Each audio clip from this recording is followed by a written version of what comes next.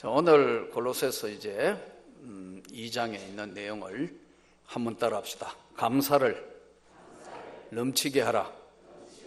감사로 넘치게 하라. 두 아들을 둔 아버지가 있었는데요. 아버지는 심각한 알코올 중독자라고 알려져 있는 그런 사람이었으니까 집안에는 평안한 날이 없었고 항상 알코올 중독에 이제 있던 아버지로 인하여 집안은 참 어렵고 거친 분위기 속에서 두 아들이 성장을 했습니다. 근데 이 두 아들이 성장한 두 아들의 내용을 보면 형은 의과대학교 유명한 교수가 되어서 알코올 치료 분야에 아주 훌륭한 최고의 교수며 의사가 됐어요. 근데 동생은 학교도 중도에 포기하고 오랫동안 방황하며 술을 먹다가 결국은 동생은 아버지의 전철을 밟아서 알코올 중독자가 되었다고 그래요. 우리가 어떤 상황과 어떤 환경에 있어서 언제나 오늘 성인된 두 아들이 전혀 다른 모습을 보인 것처럼 이 세상을 살아가는 데는 우리는 어떤 주어진 환경에 따라서 어떻게 해석하고 어떻게 바라보고 어떻게 최선을 다하느냐에 따라서 다른 세계가 열려지는 겁니다. 그러므로 오늘 우리는 참 이 세상을 살면서 우리에게 여러 가지 환경적인 여건이나 또 여러 가지 어려운 환난이 한 번도 안 찾아오는 가정은 한 가정도 없고 한 사람도 없어요. 이런 환난과 이런 역경 속에서 우리는 어떻게 세상을 맞서서 살아야 하는 것인가? 첫째 아들처럼 아버지의 실체를 인정하고 나는 절대로 이러한 것을 반복하지 않겠다는 굳은 의지가 이 첫 아들처럼 훌륭한 의사로 또 한 사회에 여러 가지 일들을 감당하는 사람으로 바뀌게 됩니다. 그러므로 언제나 두 가지 기능이 있어요. 환경에 따라서 어떤 데는 이 환경은 순기능이 있고 역기능이 있습니다. 순기능은 더 잘 될 수 있는, 더 좋은 쪽으로 발전할 수 있지만 역기능은 똑같은 상황을 만났을 때 반대작용을 하는 겁니다. 그래서 이 세상에는 완벽한 사람도 없고 완전한 사람은 결점이 없는 사람은 없다는 거죠. 그러므로 누구나 결점이 있는 문제점을 보완하고 그 약점을 강점으로 바꾸어 넣는 것은 중요한 것이 그 문제를 어떻게 받아들이고 해석하며 적응하느냐에 따라서 달라진다는 겁니다. 우리는 지금 대내외적으로 여러 가지 어려운 문제들, 두 아들의 전혀 다른 모습의 삶을 보면서 환경을 어떻게 대하느냐 따라서 전혀 달라진다는 것을 우리가 다시 한번 기억하면서 똑같은 상황에 아침 햇살이 탁 비추면서 해가 뜨면 참새는 눈을 뜨지만 부엉이는 눈을 감아요. 고목나무는 썩지만 묘목은 뿌리를 내리기 시작하는 것이 아침입니다. 긴 밤을 지내고 난 뒤에 아침이 왔을 때 똑같은 거지만 다르게 작용하잖아요. 그러므로 우리가 어떤 환경이나 어떤 상황에서 더 좋은 쪽으로, 더 주님이 기뻐하시는 쪽으로 우리는 해석하고 최선을 다해서 기도하고 구해야 할 줄을 믿습니다. 중요한 것은 어떤 상황이 주어졌을 때 상황은 문제에 대한 나의 태도가 문제라는 거예요. 나의 태도가 어떤 것인가? 그래서 위기가 기회가 되기도 하고 축복이 되기도 합니다. 위기가 꼭 나쁜 것만은 아니에요. 위기를 통해서 성숙해지고 더 나은 쪽으로 가니까요. 동시에 문제 안에는 항상 답이 있어요. 문제를 보면은 답 없는 문제는 없다는 것이에요. 답이 없다 그거 아니에요. 문제를 다시 살펴보면 문제 안에는 반드시 그 답이 나오게 되어 있다는 겁니다.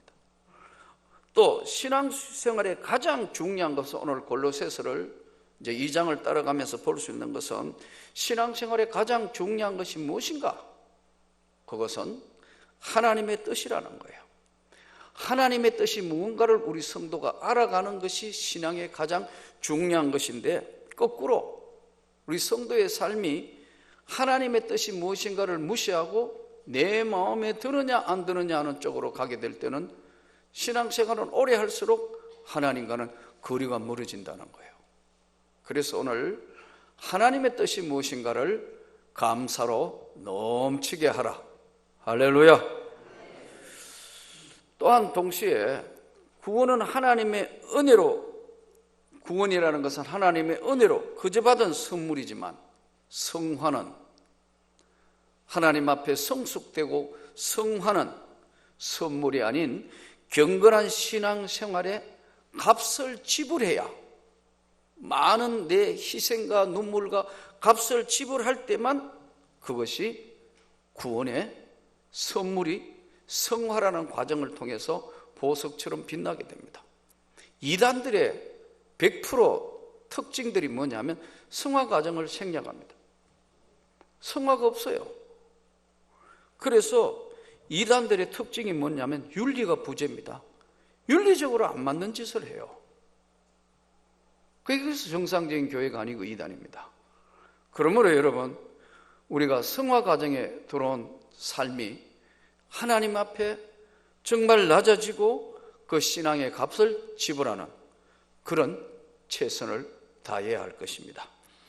값을 치르지 않는 신앙이나 또 성도는 또 어떨 때는 교회도 한 교회도 없습니다. 제가 아는 어떤 교회는 굉장히 환란이 많았어요. 너무너무 다툼이 많았고 시끄러웠던 교회였어요. 그래서 이 교인들이 결론을 얻었어요. 우리는 어떻게 하든지 하나님의 교회와 목사님을 지켜야 되겠다 해가지고 권사님들이 목에 호각을 하나씩 걸고 다니는 거예요. 누가 계속 교회 비방하거나 목사님 욕하면 이거 듣지 말라고 권사님들이 돌아다니면 호각을 부는 거예요. 제가 들어보고 그거 참 좋겠다. 그러니까 막 무슨 욕하고 뭐 이게 하면은 획 호각을 부는 거예요. 예. 그러니까 하도 분쟁이 심했던 교회니까 이분들이 머릿속에 남은 거는 뭐냐면 어쨌든 끝까지 지켜야겠다. 참 다행히 잘 어떤 문제들이 해결이 된 것 같아요. 그만큼 어수선했으니까 그만큼 참 고통도 컸겠죠.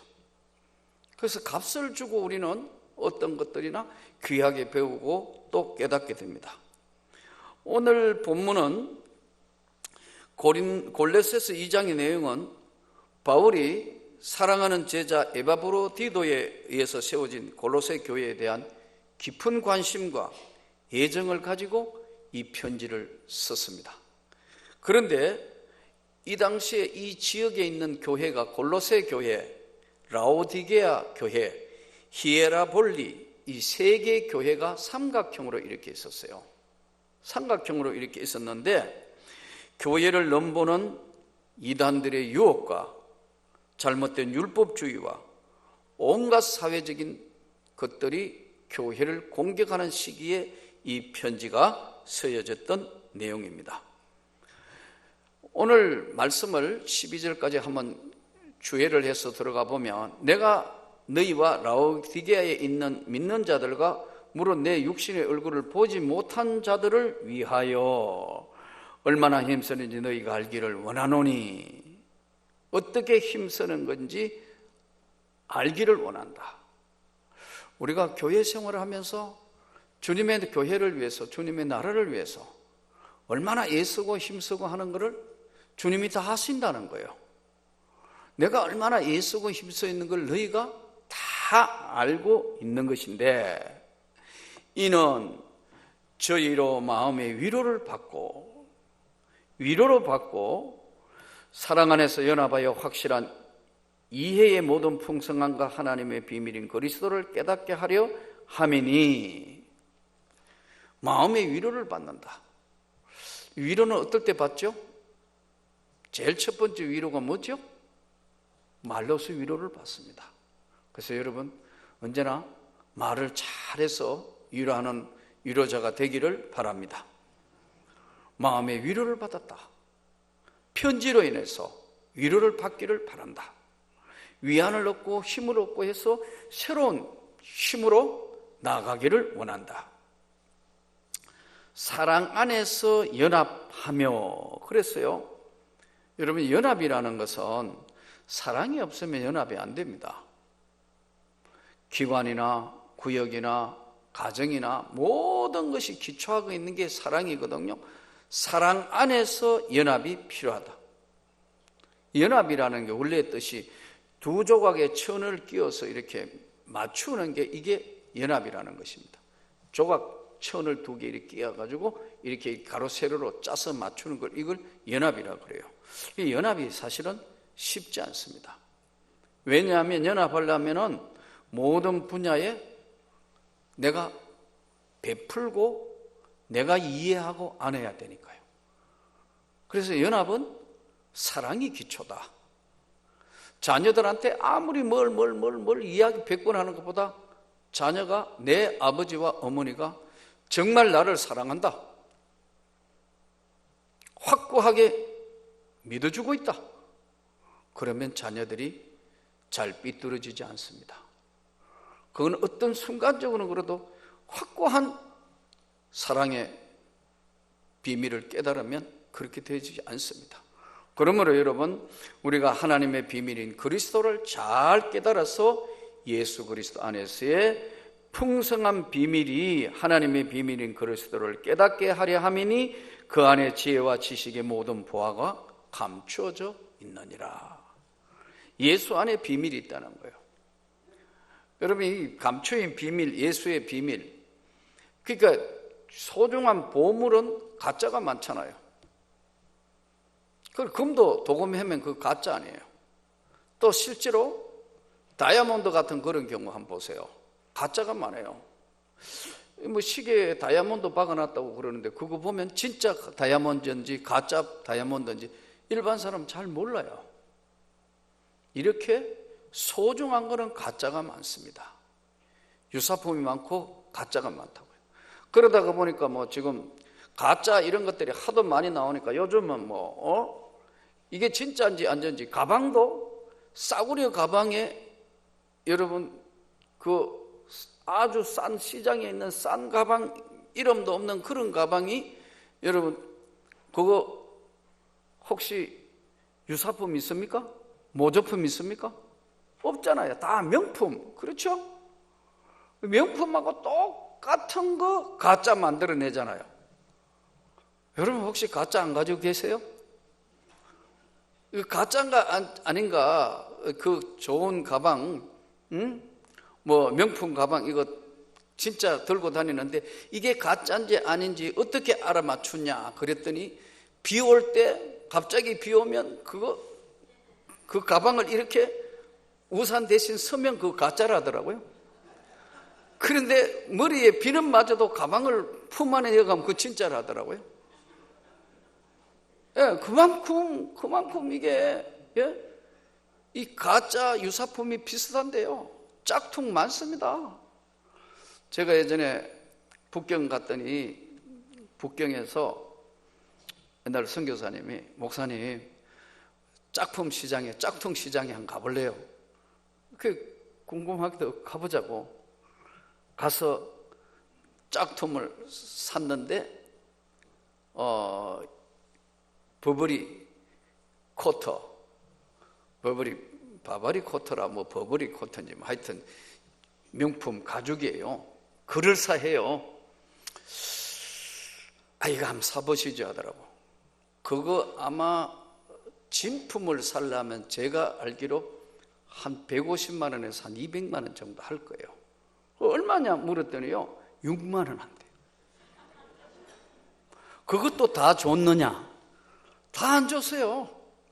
깎아가지고 4만 8천 원인가 뭐 4만 뭐 얼마 주고 사왔어요.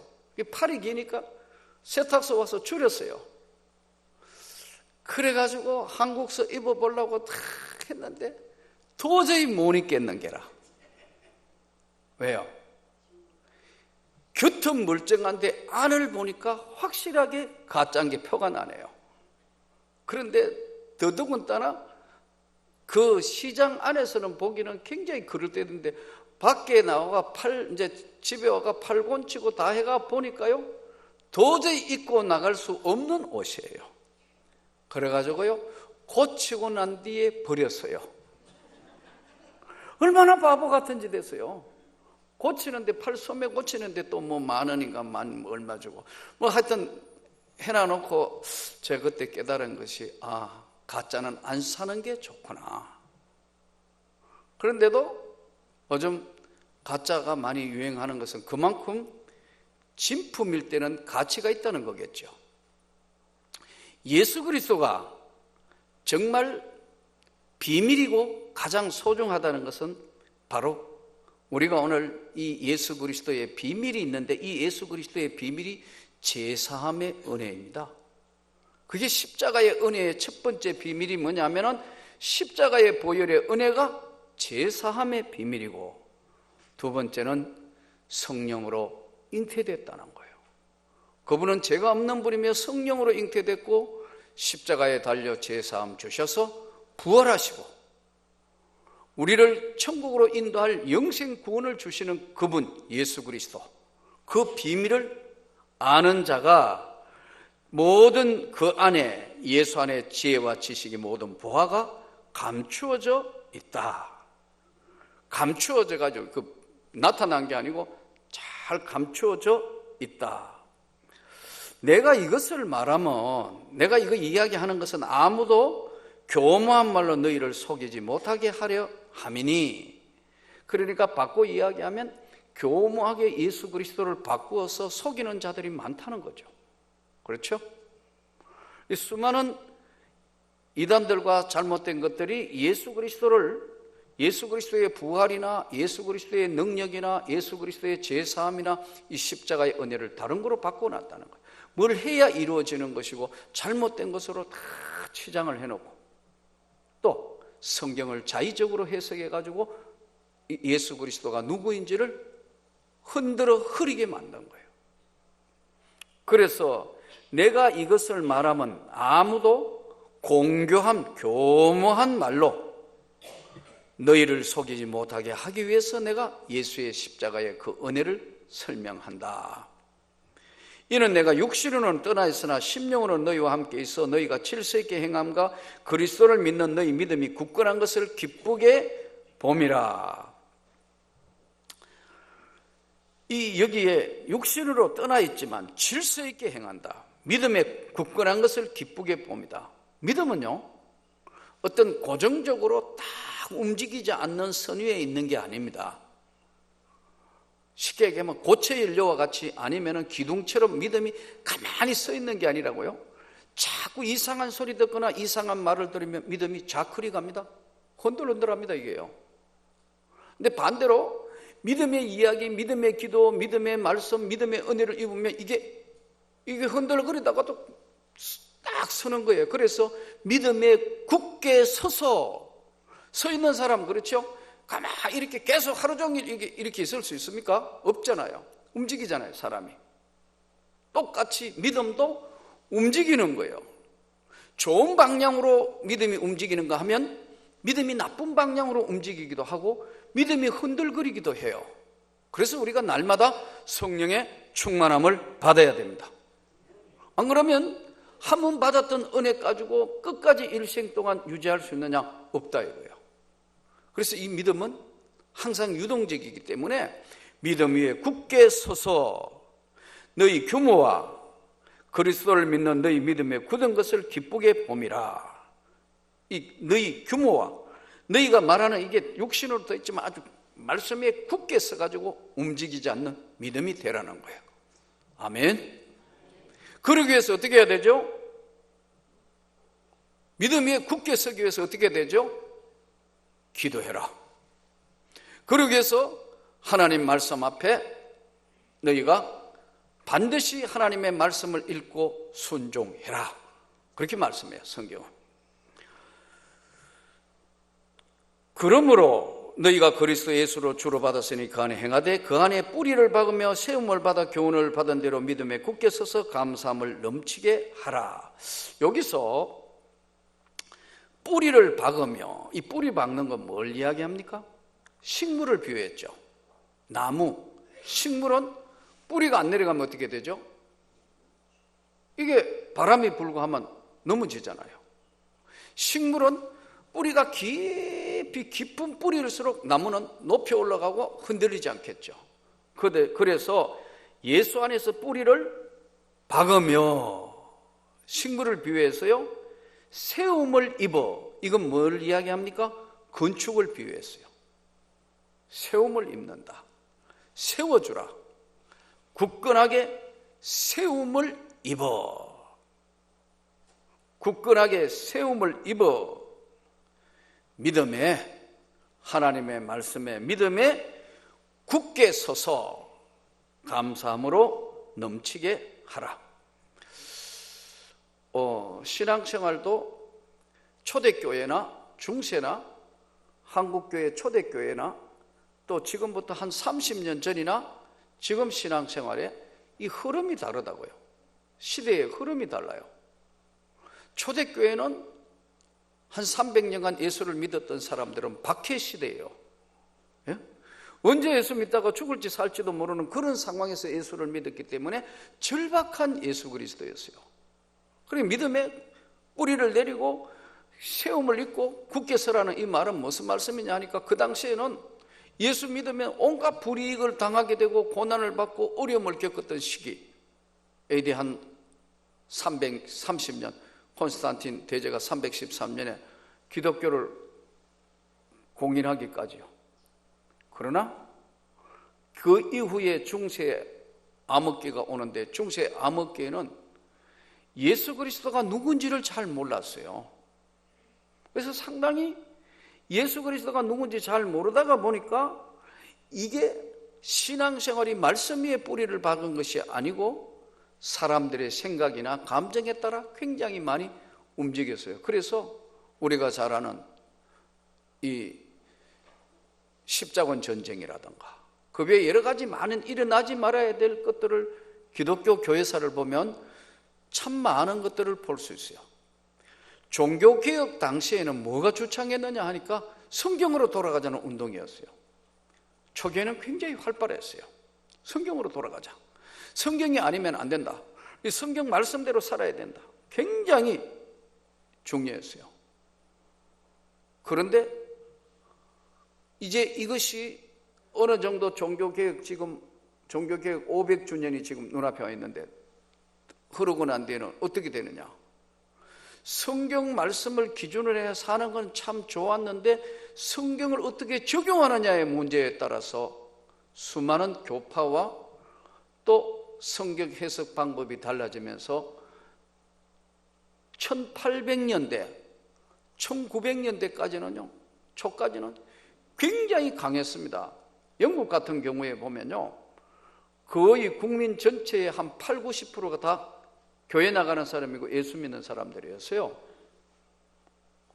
그런데 5, 60년 만에, 지금 정확한 통계인지는 모르겠지만 이번에 뭐 보고 나온 거 보니까 영국 국민 중에서 현재 교회 나가는 사람 몇 프로냐? 2% 이래 됐어요. 주일마다 교회 나가는 사람이 2%밖에 안 된다. 이 엄청난 충격이에요. 왜 이렇게 됐느냐?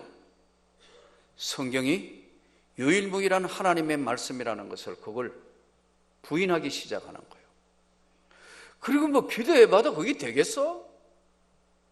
하고 하나님을 의심의 눈으로 바라보는 신학들이 생기면서 그렇게 비판하는 것들로 날마다 채워졌어요. 독일이 그랬고 영국이 그랬고 유럽이 거의 다 그랬어요. 그 산물이 미국까지 건너갔어요.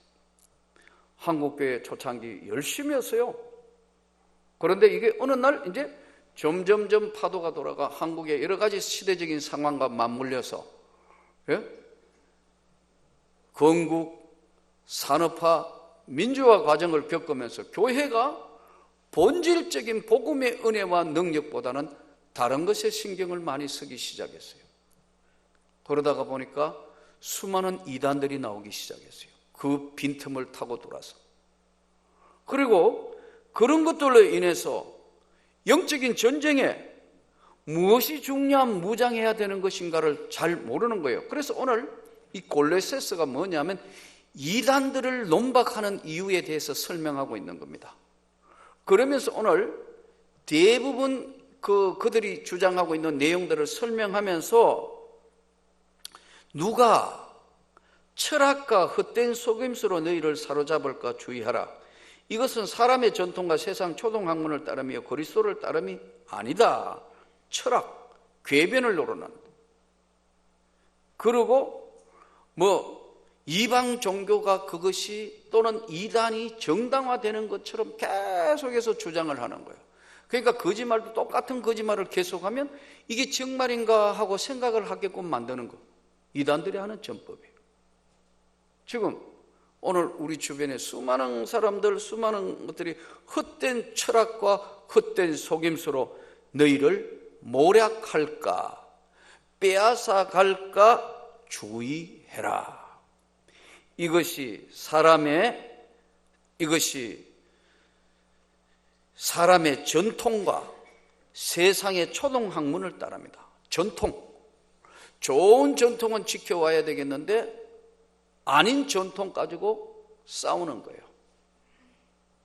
그리스 정교의 동로마와 서로마, 서방 로마가 싸운 게 뭐냐 하니까요, 자기들이 성호를 끊을 때 세 손가락 해야 되느냐, 다섯 손가락 다 해야 되느냐, 오른쪽으로부터 해야 되느냐, 왼쪽으로부터 해야 되느냐, 이과 싸웁니다. 아무것도 아니잖아요.